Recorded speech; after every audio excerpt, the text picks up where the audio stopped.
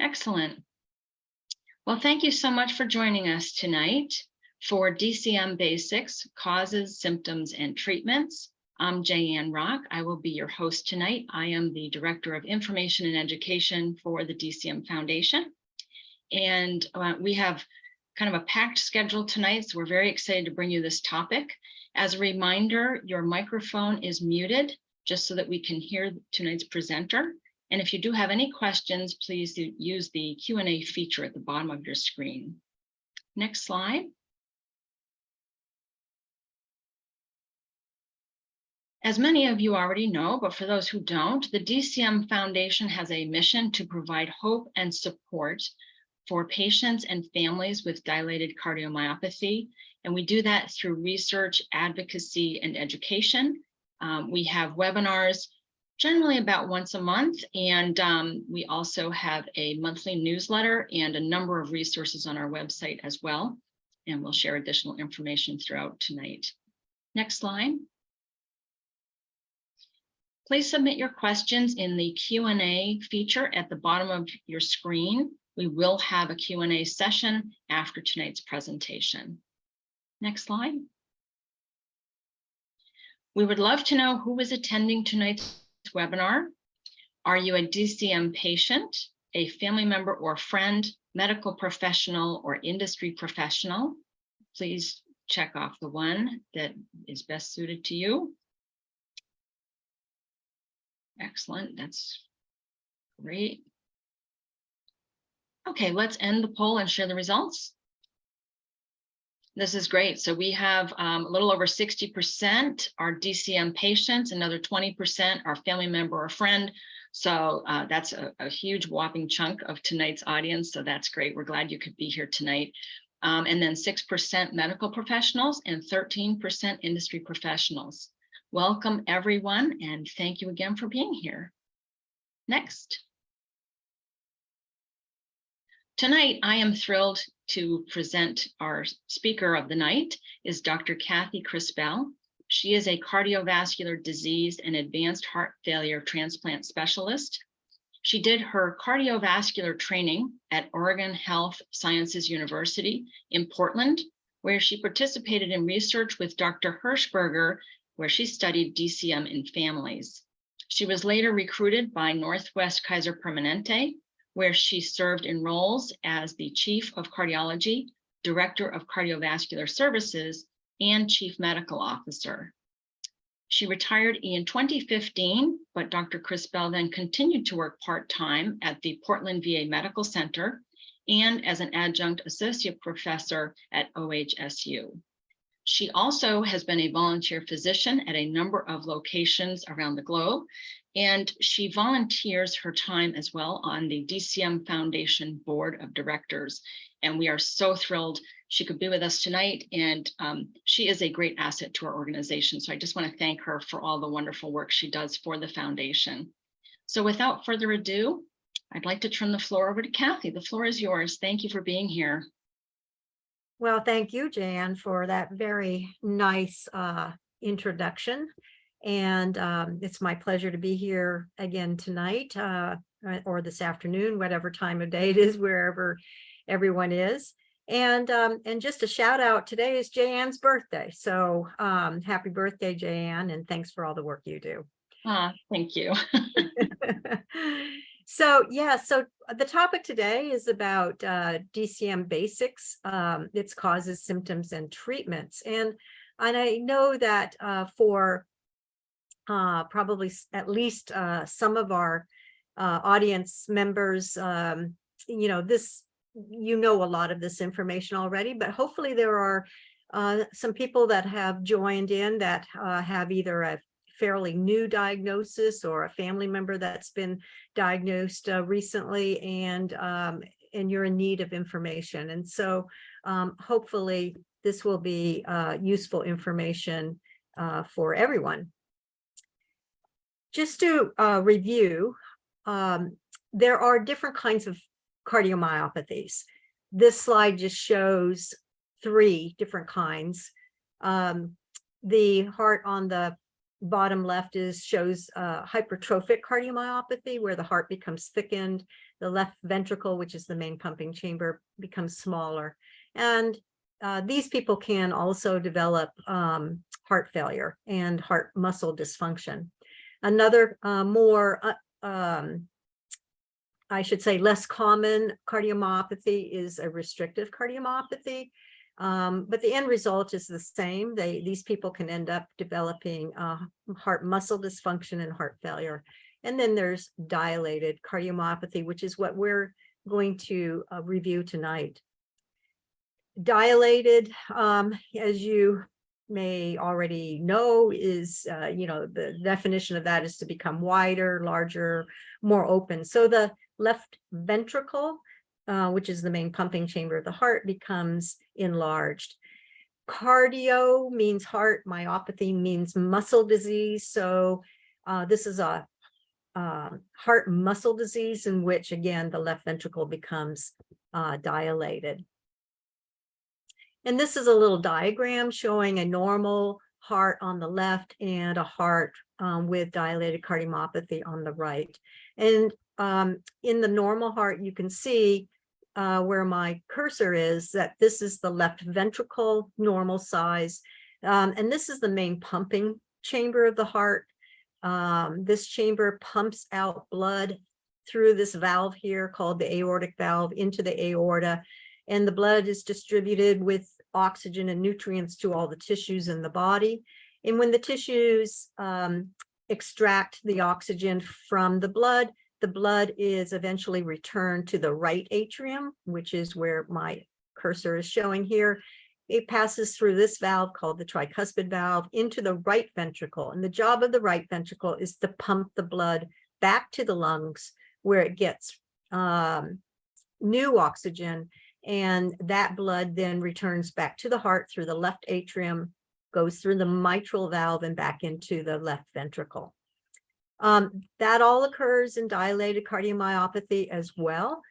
But the left ventricle, which is the main pumping chamber of the heart, as you notice, the muscle thins out. The muscle is not normal. The muscle thins out as compared to the normal heart. And this can lead to dysfunction, and it doesn't contract normally, and which is the main pumping kind of function. And so we measure that contraction with a thing we call the ejection fraction. And normally the left ventricle in a normal heart does not pump out all of the blood content from it with each heartbeat. Instead, normally it pumps out about 60% of its blood volume. In a heart with dilated cardiomyopathy and dysfunction of the heart muscle, the ejection fraction can drop. It can become lower than normal, and eventually that person may develop heart failure. So ejection fraction is the thing that we use to measure how well this left ventricle is contracting. Also, in dilated cardiomyopathy, other chambers of the heart can dilate. It doesn't have to be just the left ventricle, although the left ventricle is the main chamber that needs to be dilated to fall into this category. But the atria can become dilated, all the chambers can be dilated, or just the left ventricle can be dilated.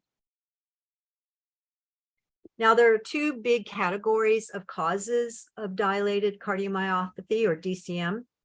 The first big category, or bucket, I'll call it, is called primary, which means that there is an actual problem with the heart muscle. That means there's an intrinsic problem with the heart muscle.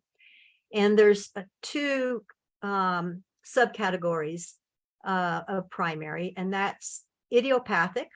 So somebody can be diagnosed with, and I know many of you may have been diagnosed with idiopathic dilated cardiomyopathy or idiopathic DCM. And idiopathic means we don't really know what has caused this heart muscle dysfunction or this problem with the heart muscle. And when we don't know, we call something idiopathic. And then the other subcategory is genetic. Okay. And then the other big bucket of causes is secondary. And secondary refers to another problem or condition or disease that damages the heart muscle. And then that leads to dysfunction of the heart and dilatation of the heart. In the Western world, coronary artery disease is a major cause of DCM. And coronary artery disease is fairly common in the Western world. It's this is where there's cholesterol or lipid buildup in the little arteries that sit on the surface of the heart and feed the heart muscle its own blood supply. And if those blockages become severe or the plaque ruptures, that can interrupt the blood circulation to the heart muscle, and that can cause a heart attack. And the medical term for a heart attack is myocardial infarction. And when someone has a heart attack or a myocardial infarction, heart muscle cells actually die, and they are replaced with scar tissue. And if there's a large enough area that's been affected, or a critical part of the heart that's been affected, that can lead to the heart dilating and the EF, the ejection fraction, decreasing, and to heart failure. Other problems that can lead to DCM are valve problems. So some of those valves I pointed out on the previous slide, they can become obstructed themselves, or they can become leaky, and that can cause the heart to, again, dilate, or there can be dysfunction of the heart muscle and development of heart failure. Toxins and poisons is a secondary cause.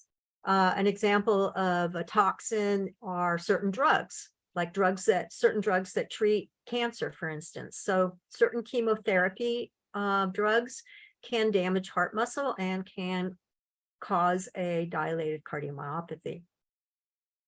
Metabolic abnormalities or diseases. An example of this might be someone who has thyroid disease. Certain thyroid problems can lead to a dilated cardiomyopathy. The good thing is that if you have a DCM caused by thyroid disease, then many times if you correct the thyroid problem, then the cardiomyopathy improves or can actually resolve.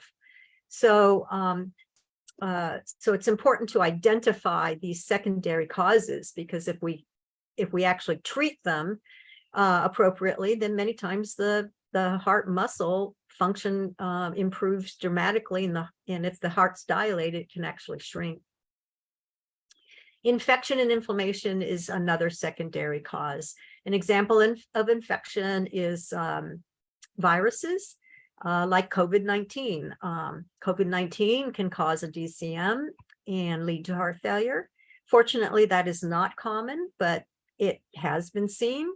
So that's an example of another secondary cause. So the DCM Foundation has a focus on genetic causes. And why is that?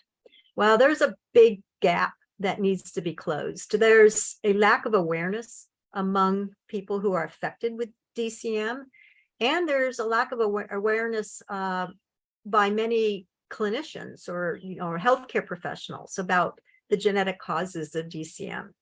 So we need to try and close that gap, and we're doing that through improving awareness about the genetic causes of DCM.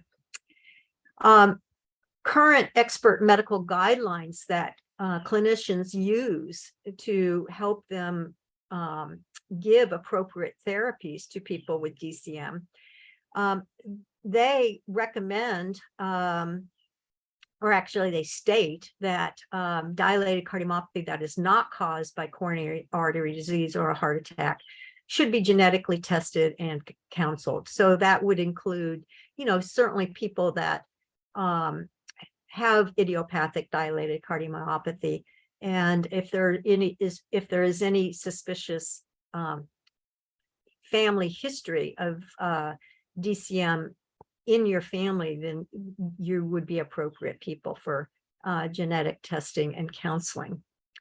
It is also really important to increase this awareness, but because by increasing the awareness, it provides hope to people who are affected by DCM. And this is part of our mission.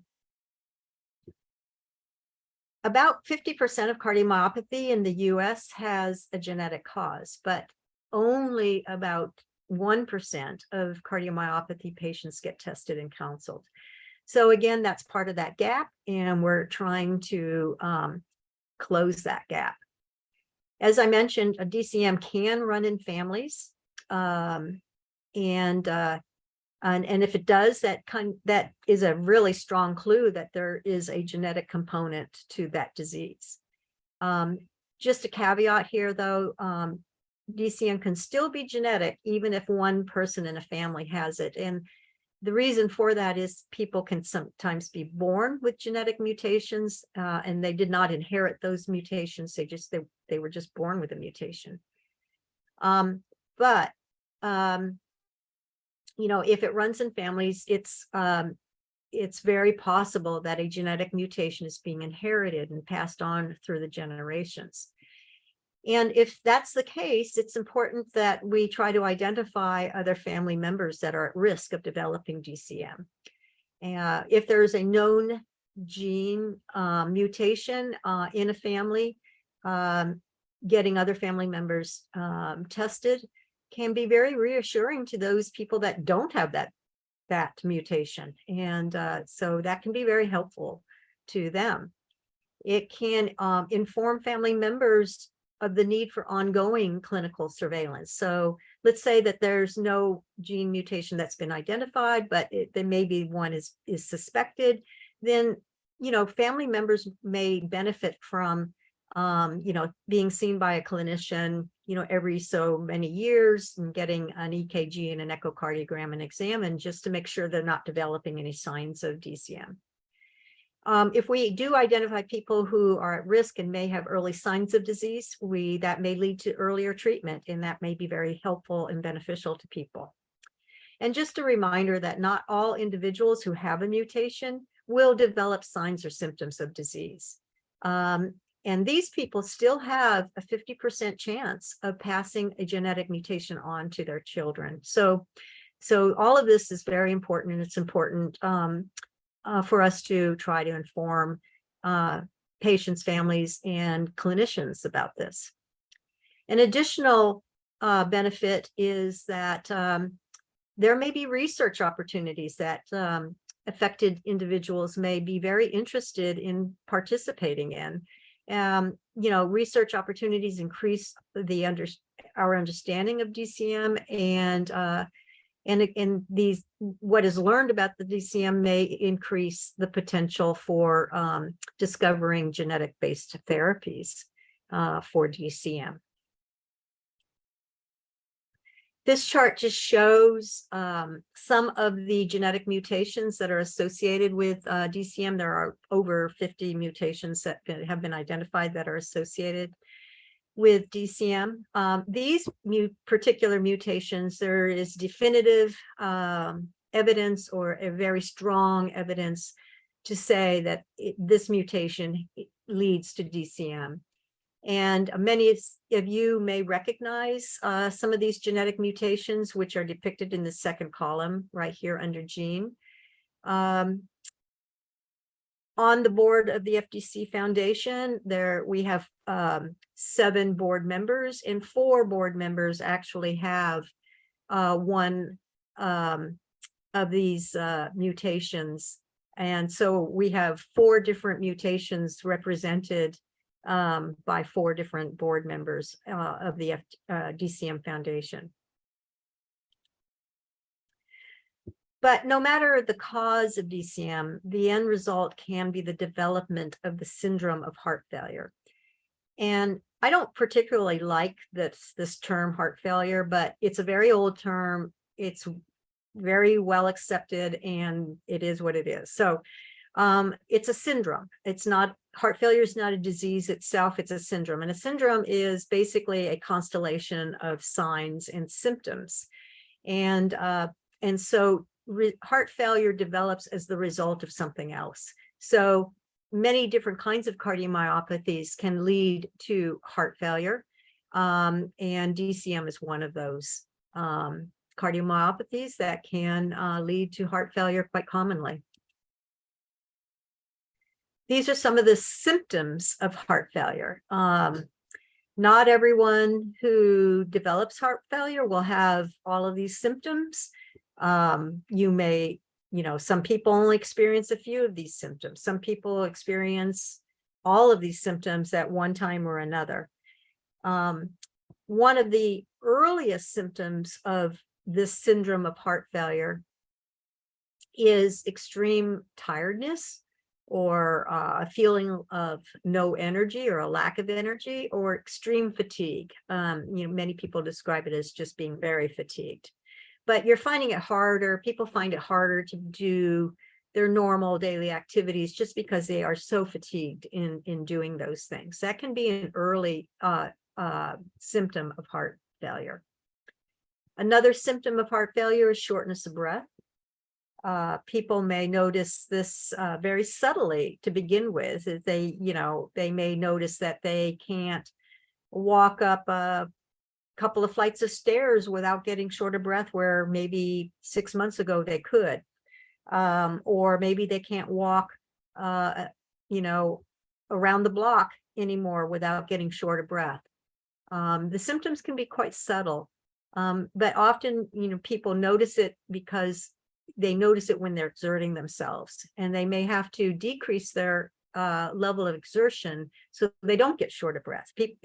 People are very good at adapting, and so that's one reason why sometimes it's difficult for individuals to actually recognize that they're having early symptoms. But shortness of breath can also occur, at rest, and that's a very severe symptom. That indicates that you have a heart failure that's pretty severe. And so if you're having shortness of breath when you're just not doing anything or trying to sleep at night, that's pretty significant and really needs prompt medical attention. Some people with DCM have heart rhythm abnormalities, and some of the genetic mutations specifically are associated with certain kinds of heart rhythm abnormalities. And people often who have heart rhythm abnormalities will have symptoms that they describe as their heart pounding or their heart racing, or they can feel their heart skipping beats, or people describe it in different ways. The medical term that is used to describe any of those feelings is called palpitations. And so heart rhythm abnormalities and palpitations can be associated with certain genetic mutations in dilated cardiomyopathy. We talked about shortness of breath already. This little guy, he's got little fat feet and legs here, which indicate or tries to represent swelling or edema, fluid retention in the feet, in ankles, legs. But fluid retention can occur in other places too. It can occur in the abdomen, and you can't really see, and I'm talking internally. So you really can't see the fluid that may be retained inside your abdominal cavity, but you may be able to feel it, and you may feel bloated. You may notice that the waist of your pants or your belts are getting tighter. You may have to loosen up your belt notches. You may get fuller quicker because your intestines can actually become edematous in your stomach, and you may not be able to digest food and as well as you once did. Fluid can also be retained in the chest and in the lungs, and that's the usual cause for the shortness of breath. So swelling can occur in different places in different people. And some people never develop swelling in their feet or ankles or legs, never, but they may have severe swelling in their abdomen or in their chest, or both of those places. Some people develop swelling everywhere. and that's called anasarca, where, there's edema everywhere in the body. So there's a broad spectrum, but the bottom line is the body can retain fluid in the syndrome of heart failure. Loss of appetite or a change in your appetite, a decreased appetite, can be a symptom of heart failure. I gave you one reason. There may be edema of your intestinal or digestive organs, and that could affect it. Another reason is that in the syndrome of heart failure, a lot of hormones are produced, which become a problem. I call them bad hormones. And some of these hormones can affect the appetite, and the appetite can be depressed because of that. Coughing or wheezing can be another symptom of heart failure. Wheezing is often caused by fluid retention in the lungs, and coughing can be caused by the same thing. Coughing can also be caused from a really enlarged heart, a very dilated heart. And sometimes the heart can be so dilated that it actually presses on certain nerves, and it can cause people to cough as a result of that. So as you are getting the idea, in the syndrome of heart failure, people retain fluid, and fluid weighs a lot. And so this little guy here depicts, maybe their weight is going up. And if you kind of notice this trend of your weight going up, but your appetite is even, less than it was, then that could be a sign of fluid retention. So that is sometimes a sign that people notice. And if you're retaining fluid, your kidneys have to work overtime to try and get rid of that excess fluid. And your kidneys work best as far as their blood flow. Their own circulation is improved when you're lying down. And if you have heart failure, your ejection is low, and maybe you're not pumping out the normal amount of blood, the kidneys are a very sensitive organ to that. They get better blood flow when you're lying down. And so most people are sleeping lying down. And so their kidneys really start working overtime, and they have to get up and go to the bathroom a lot during the night if they have fluid retention associated with heart failure. So now I know there are other reasons for getting up and going to the bathroom a lot, but this is in addition to some of those other reasons. So how is DCM diagnosed? Well, the most common way DCM is diagnosed, unfortunately, is that an affected person presents to their doctor or a healthcare professional with signs and symptoms of heart failure. And usually their DCM is pretty advanced if this occurs. So that's the most common way that it's diagnosed.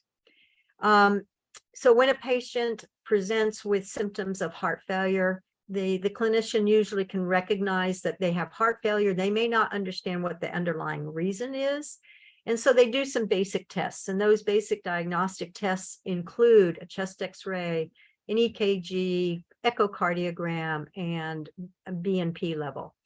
An echocardiogram, as you may know, is an ultrasound of the heart, and that's a really critical test for diagnosing DCM and other types of cardiomyopathies. BNP, as you may know, is a hormone that's actually secreted by the heart, and it's secreted in high amounts when the heart is not functioning normal. So if you have DCM and your ejection fraction is low, the heart will begin making lots of BNP. And BNP is what I call a good hormone, and its purpose is to try and counteract some of those bad hormones I mentioned earlier. This slide just is a synopsis of what I told you, but here, this chest X-ray shows a person that has multiple findings of fluid retention in the lungs. So all of these things, the pleural effusion, the cephalization of vessels, these curly bee lines are signs that we look for on chest x-rays, and they are all signs of fluid retention in the lungs. And if you do not have fluid retention in the lungs, you will not have any of these things on your chest x-ray. The other important thing that this chest x-ray shows that we're assessing for on the chest x-ray is the size of the heart.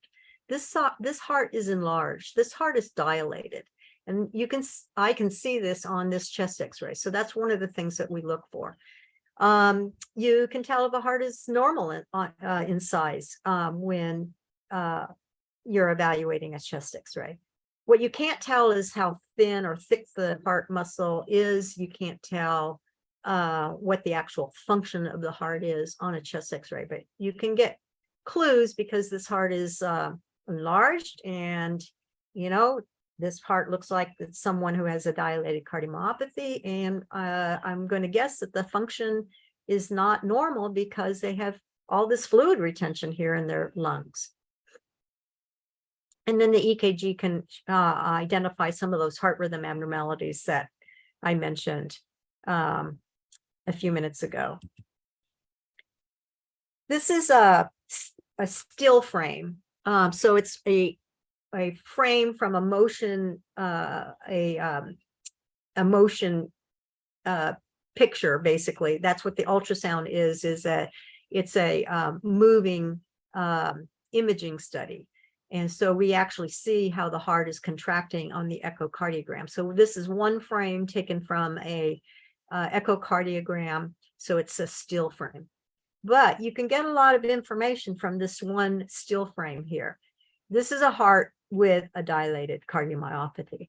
Now, how cardiologists look at echocardiograms, they look at the heart upside down and backwards. So this is actually the tip of the heart up here at the top, and this is the top of the heart here at the bottom. Okay, so these are the atria, and this is the left ventricle on the right side here, and this is the right ventricle on the left side here. So we look at the heart upside down and backwards. This is just how we do. But you can see that the left ventricle is quite enlarged. It looks like a balloon, and you can imagine a heart dilating like someone blowing air into a balloon. It takes time for a heart to dilate, and so it's not being filled up with air, but the muscle thins out and it becomes dilated, and it gets this funny shape. Someone who's experienced at looking at echocardiograms can tell that the heart muscle itself that is contracting, pushing blood out with each beat, it's quite thin, and it's not normal. And so I would expect, if I was looking at the whole echocardiogram and could see the movement, the contraction of the heart, I would guess that it's going to be abnormal, that this person would have a low ejection fraction, an abnormal ejection fraction. The right ventricle here looks like it's normal in size, and the atria are not fully shown here on this particular clip. So I can't really evaluate the actual atrial size, but they don't look like they're too enlarged if they are. So this is a good example of a dilated cardiomyopathy on an echocardiogram. Well, after the heart failure has been identified, and then more than likely, someone's going to get an echocardiogram, and they're going to see that the heart is enlarged, perhaps like the previous slide, or maybe not as much, but the heart is dilated, and perhaps the function is decreased, or the ejection fraction is decreased. Then other tests may follow. And what we're doing in these other tests is we're trying to evaluate if somebody has a primary DCM or secondary DCM. And again, if you have a secondary DCM, many times if we identify the underlying problem that led to that DCM, then if we correct or treat that problem, then the cardiomyopathy will get markedly improved many times. Sometimes the cardiomyopathy will resolve. But, you know, if we don't identify the underlying cause and treat it appropriately, then the cardiomyopathy is not going to get better. So that's what we're doing here, was we're trying to identify secondary causes. One of the tests that's commonly used is a cardiac MRI to look at certain characteristics of the heart muscle. And that can be a very useful test. Other tests are evaluating for coronary artery disease. Remember, I said that was pretty common in the Western world. And many people can have coronary artery disease and maybe even had previous heart attacks and not know about it. So we do an evaluation to make sure that they don't have occult coronary artery disease and perhaps damage from previous heart attacks that they didn't know about. And we can do that in a variety of different types of tests. You can do that with a cardiac CT. You can use cardiac MRI for that as well. And then there are special tests that actually evaluate how well the heart muscle is getting blood to the heart muscle itself. And so there are tests that evaluate that. And then probably what we call the gold standard of diagnosing coronary artery disease is an angiogram, a coronary angiogram. So coronary angiography is another test that's very commonly done in trying to understand, why you have DCM. And probably many people in this audience have had a lot of these tests and a coronary angiogram. This is a still frame from a coronary angiogram. A coronary angiogram is, we look at it as a moving image. And so we actually are looking at how the heart is contracting. But this is a still frame from an angiogram. And you can see these are blood vessels this blood vessel right here goes down the front of the heart and feeds the left ventricle, which is, pretty important ventricle, pumping blood out to the rest of the body. And these are blood vessels that are feeding blood to the left side of the heart. But you can see that there's a real narrow portion to this artery right up here. So that means there's a big blockage right in the artery. So the blood flow past this blockage here is probably affected and not getting, there's probably inadequate blood flow getting to this heart muscle. And there's a large area of heart muscle that's affected here on this angiogram. I don't know if this patient has DCM. This patient could have DCM because if the blood flow is really not adequate and getting enough of blood is getting to the heart muscle here, the heart muscle will, the function of it will actually become reduced. The heart may dilate. But if we improve that blood flow or correct it, then, the heart muscle function can be restored, and the dilatation is often restored back to normal as well. So that's why it's important to find or to look for secondary causes. That second big bucket of causes that I reviewed earlier. Now, this slide is just to depict that no two patients or pathways are the same. Different people have different pathways, and there are commonalities, but how people are diagnosed, symptoms that they have, there can be differences. And so that's important to understand and to respect. So here's our second poll. Whoop. Oh, how long have you been? Oh, okay. How long have you been diagnosed with DCM? And the choices are less than 1 year, 1 to 2 years, 3 to 5 years, 5 to 10 years, or more than 10 years. So let's just take a minute here, less than a minute, to record your responses. And I think we've had enough time so we can look at the results.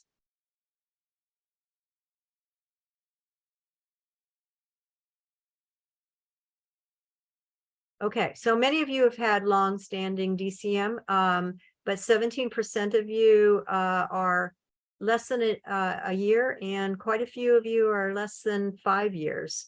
So that's good. Hopefully, you're getting some good information here. So I'm glad. All right. So let's talk about therapies for DCM. And before we get into drug therapies, let's quickly talk about non-drug therapies, which is non-pharmacologic.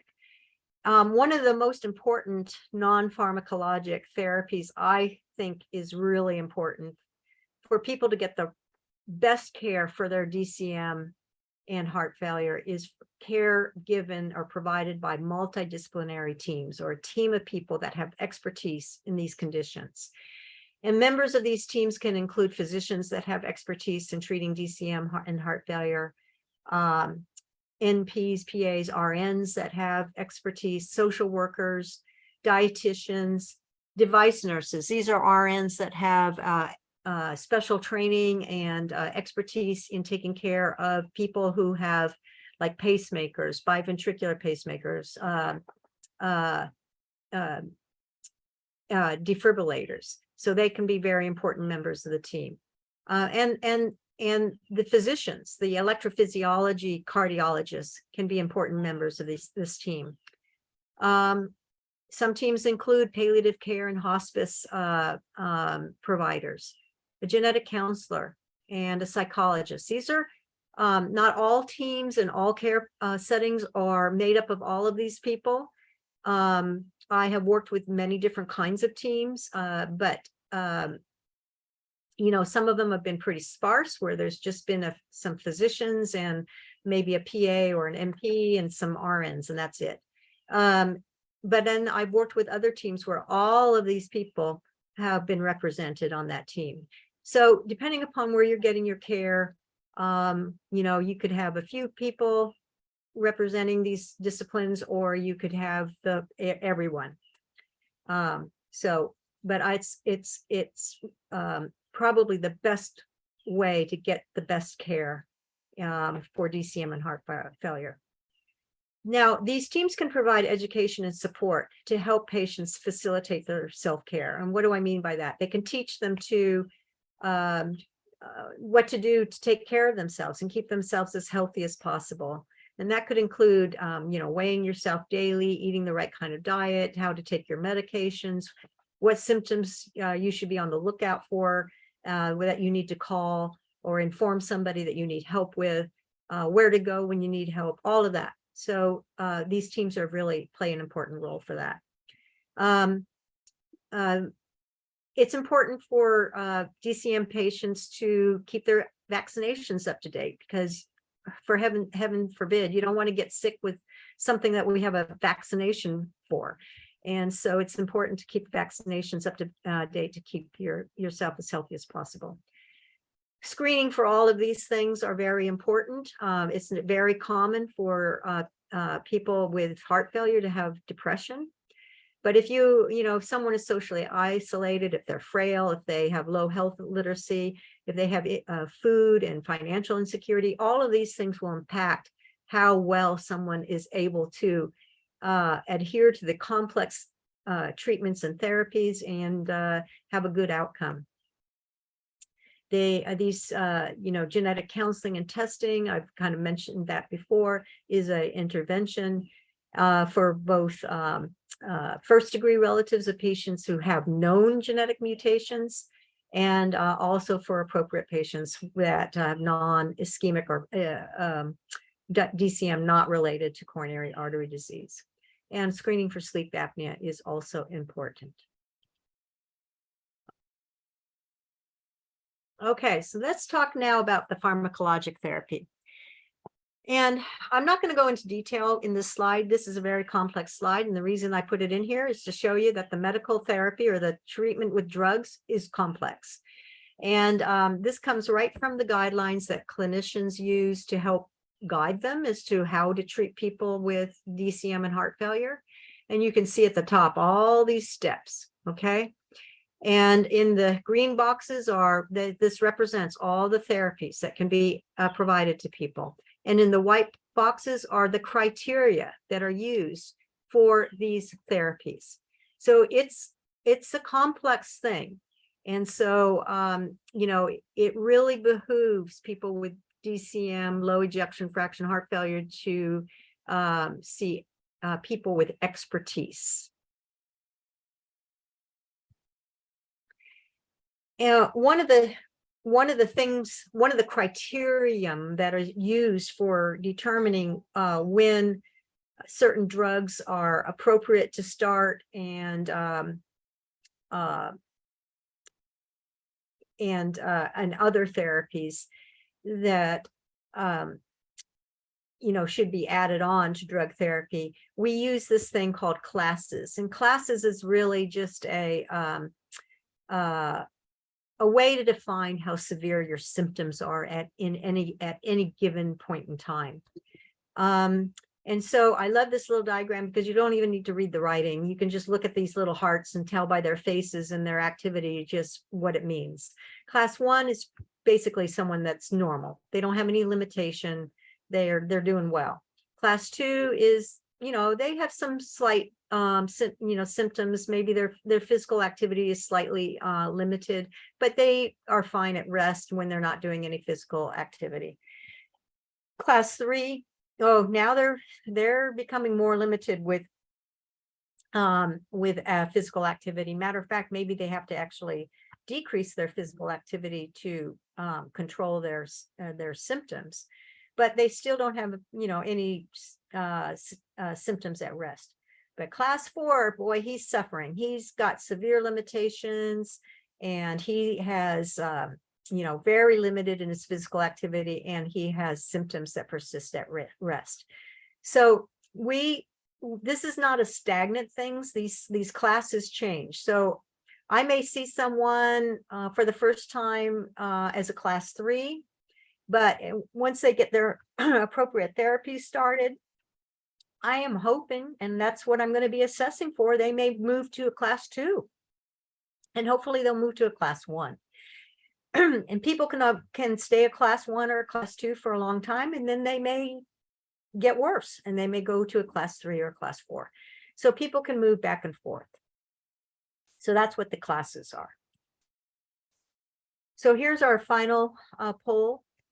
Where are you in the heart failure classification? This is for the patients.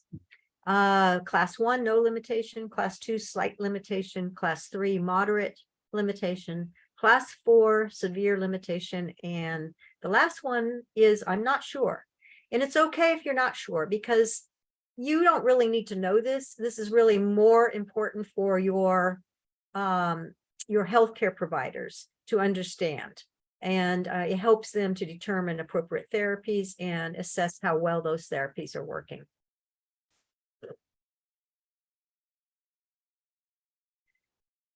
Okay, I think we probably have given people enough time, so let's see what the results are.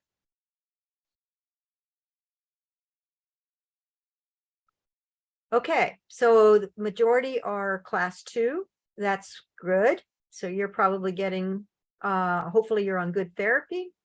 Some are no limitation. That's even better. But we have over, 36% of people have pretty significant symptoms, and 11% are not sure. And like I said, it doesn't really matter if you know it or not, but it does provide some insight to the degree of your illness. Okay. So now let's talk about medications. There are 4 major categories of medications, and these medications have been studied or evaluated in thousands of people prior to their FDA approval and release to the public at large. These 4 categories of medications can help people with DCM and low ejection fraction and heart failure. Number 1, live longer. They can help improve the heart muscle function in some people, and they can help people feel better, and they can reduce the need for hospitalization. So these are very, very important medications. Whoops, can I go back? There. So where the bullet points are, these black dots, these are the classes. You can call them classes or categories. I think one of the terms that's being used in the medical community right now are pillars.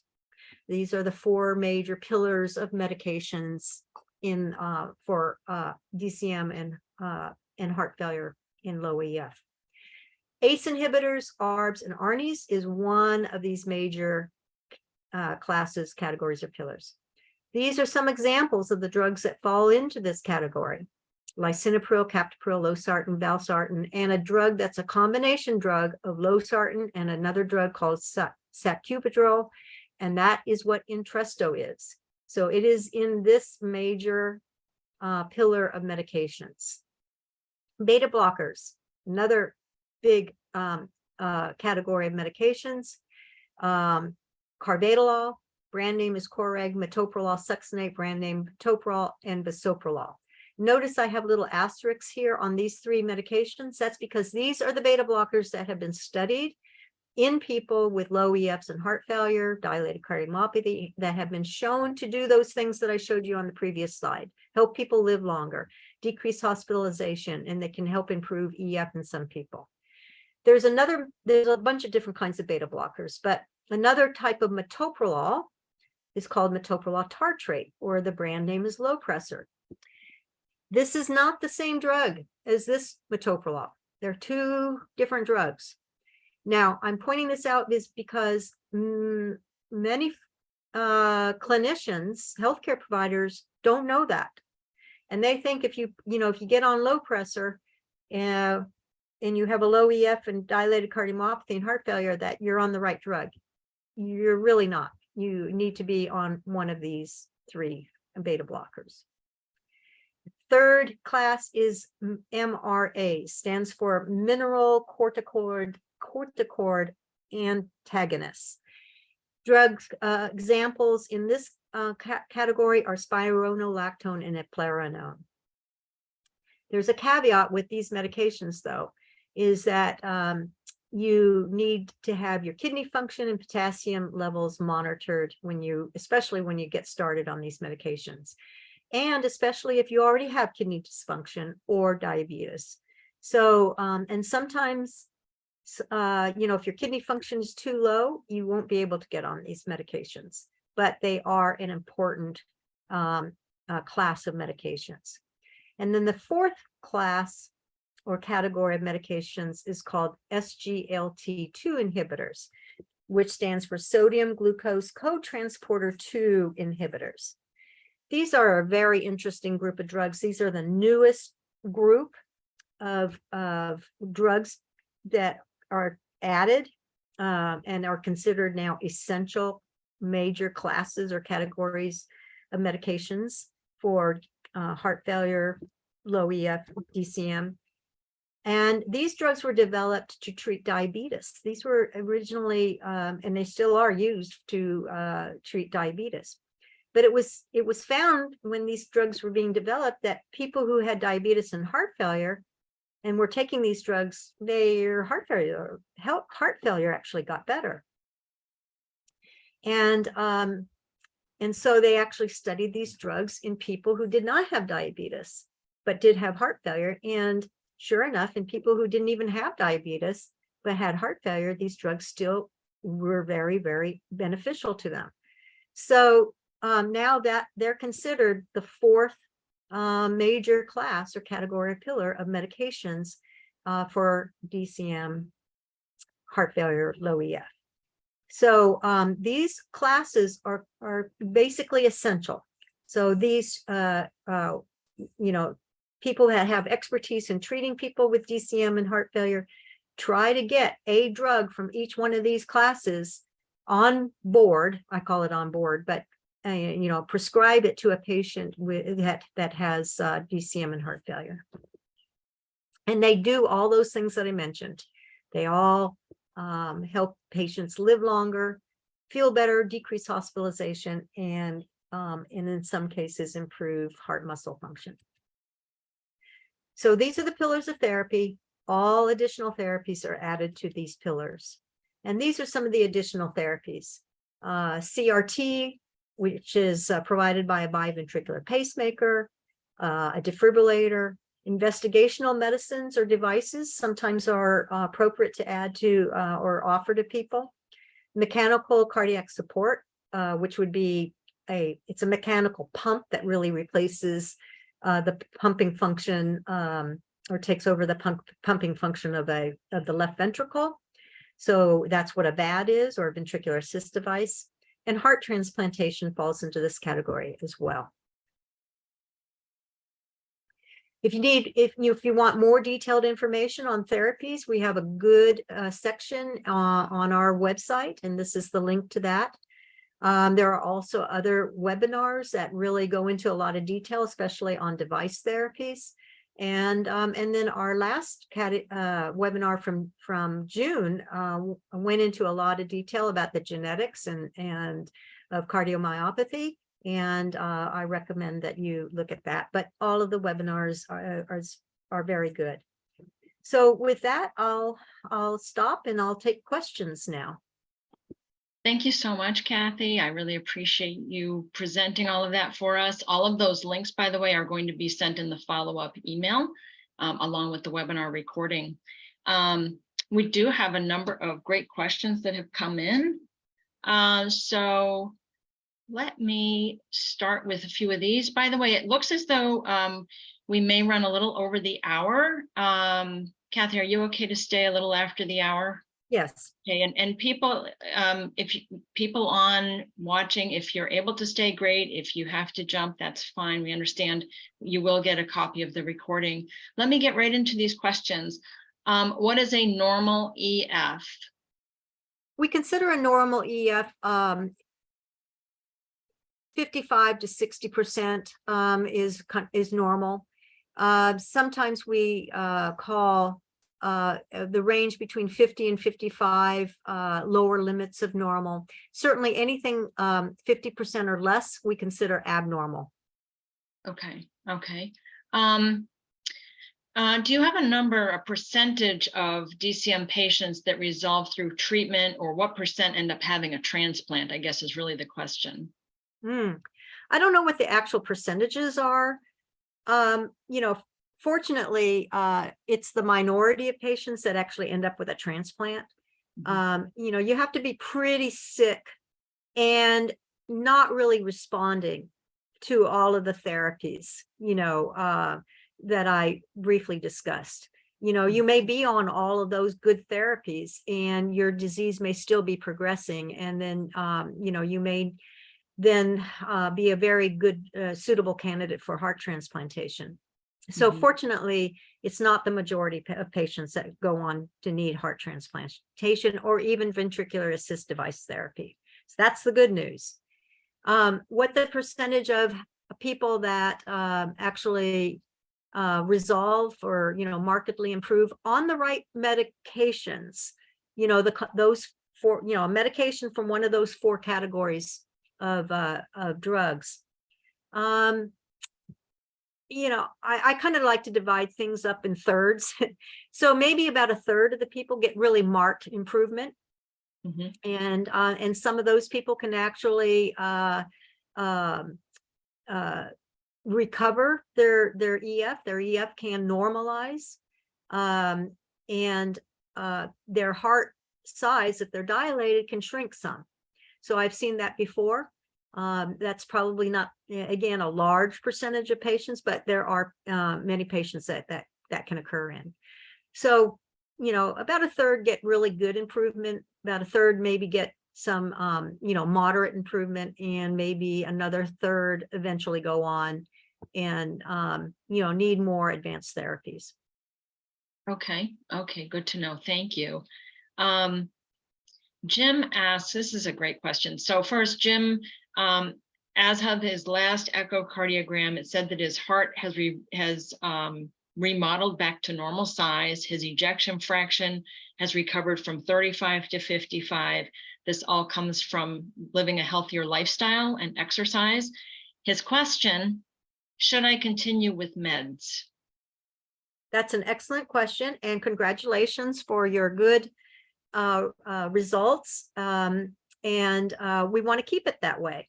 So yes, you should continue your medications. And this is a very, very important question, because many times patients and their doctor or their healthcare providers, they want to start withdrawing medications when you have had such great results like that. But those medications have helped you get to those results. And if you withdraw those medications, you will probably regress again. Right.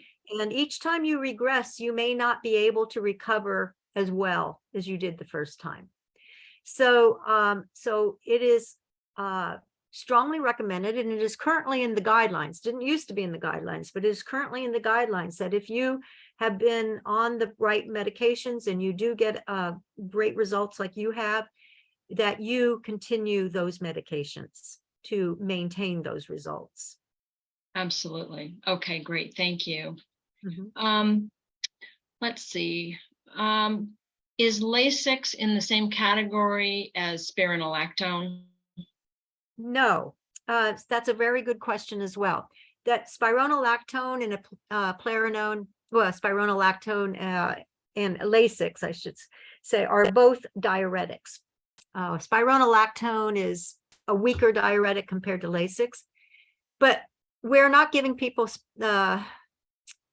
spironolactone or the eplerenone because of their diuretic effects. We're giving people because those two medications in that third class of medications, those MRAs, because those MRAs, they block bad hormones that are being produced by the body when you have low EF and heart failure with DCM. And those bad hormones can continue to cause damage to your heart and worsen your heart failure. So all those drugs and all those categories, except for that fourth one, they're all blocking bad hormones of one type or another. Okay. And so Lasix doesn't block any hormones. It just works on the kidneys to help get rid of excess fluid. And many patients with heart failure, especially if they're retaining fluid, they need to be on some sort of diuretic. Lasix is very commonly used, but it's only being given to them to get rid of excess fluid. Okay. So, okay, excellent.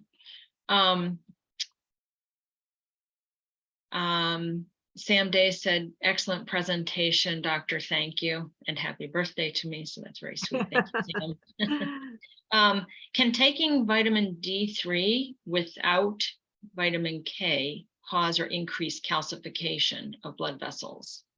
Do you know anything about that? Wow. Specific.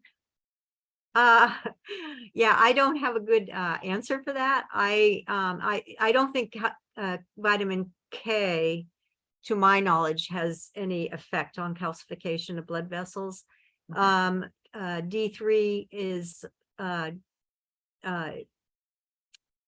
is important for calcium, but I'm not, it depends upon, there's a lot of factors also, it depends upon whether your kidneys are normal, and there's other factors. So I'm not really sure how to answer that question correctly, or that's okay. That's okay.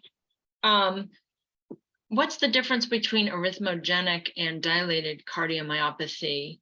And both have very similar symptoms. And it seems like both are genetically caused, this person commented. Yeah, that's another really good question. Well, so the nomenclature can sometimes be very confusing. And so again, the classification of cardiomyopathies, like the hypertrophic and dilated cardiomyopathy, restrictive cardiomyopathies, they've been known about for a long time. Some of these arrhythmogenic cardiomyopathies have been classified a little bit differently in the past, and now they're kind of grouped together into these arrhythmogenic cardiomyopathies. Mhm. And some of those are kind of overlap with dilated cardiomyopathy. And so it can be confusing to people. And yes, they can be genetic. So I would say if you have an arrhythmogenic cardiomyopathy and you're dilated, all the therapies that I just talked to you, just mentioned would Mhm. probably apply to you. You may have additional therapies because of the arrhythmogenic part of that cardiomyopathy. Mhm. But I think there is a nomenclature problem with some of these cardiomyopathies, and it'll probably change. Hopefully it will improve and become clear for people. Okay, excellent. I have a mutation, but am asymptomatic. Could a future child born with the mutation have different symptoms than mine? And that gets into all the genetics of it. Yeah, I mean, first of all, if you have a known mutation Mhm. that leads to dilated cardiomyopathy, or can lead to dilated cardiomyopathy. First of all, any of your children have a 50% chance of inheriting that mutation. That's a very important concept to understand. And if one of your children end up with that mutation, they may not have the same signs or symptoms that you do, or they could be very similar. It can vary quite a bit, even within the same family. And so, one of the things that is highly recommended is that, if you have a child that has, that ends up having a known mutation, then it's important for that child to get plugged into the right healthcare professionals that have expertise in this problem, so they can be followed over the years. So on the lookout for any signs and symptoms of the development of the disease, because Mhm. it may not be the same as your course. Absolutely. And that's what we see with all the genetics of cardiomyopathy. I do Mhm. encourage people again to go to geneticcardiomyopathy.org. And it has a ton of information there that will help walk you through this. And I'll provide the link at the end of this as well. Why is it important to test for sleep apnea when you have DCM? Good question. Another good question. Yeah, and then there's an actual full webinar on sleep apnea and heart failure on our website, and I encourage you to take a look at that so you can get into the details of that. But basically, if someone has well, first of all, there's a high prevalence of sleep apnea in people who have heart failure. Mhm. So that's issue number one. And issue number two is if you do have a sleep apnea severe enough that your oxygen levels are dropping at night when you're sleeping, that can contribute to worsening your heart failure or worsening your ejection fraction and certain heart rhythm abnormalities. So it's very important to identify and treat sleep apnea if you have DCM, heart failure, low EF, because it's a correctable thing. It's a treatable problem. Mhm. Okay, good, excellent. Are there tests that I can have done to avoid the risk of myopathy that can be caused by statins? Ah,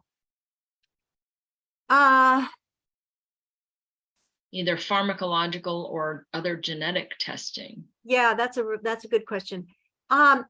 There may be something coming in the future, near future, to try and test, because I think Okay. we're beginning to realize that people who actually have that are very sensitive to statins and have true myopathy related to statin therapy probably do have a genetic mutation. Okay. And I don't know if that's commercially available right now, but Okay. it may be in the near future. Okay. Excellent. Wow. We have so many great questions. We're not going to get to all of them, but I'll just ask a couple of more here. Let's see. I'll summarize. What is the impact of menopause on DCM? Wow. Okay, that's a whole webinar, it sounds like. Yeah, that's probably a whole webinar. I don't know if there's any specific impact on DCM other than if you feel lousy already from your DCM, and if you have heart failure, you may feel lousier, if you're going through menopausal symptoms. So, and kind of a sub question to this, what is the impact, or do you know the impact of progesterone and estrogen on cardiac function? Well, certainly estrogen has effects on the vascular system, on the blood vessels, and the heart is part of the vascular system. And, and that's somewhat, it's somewhat protective. And as women, once they go through menopause and they have decreased levels of estrogen, they lose those beneficial effects on the blood vessels. And it's not the same for all women. We don't probably fully understand all of it. But blood vessels do change in postmenopausal women. And so they become stiffer, less, they're less than compliant. And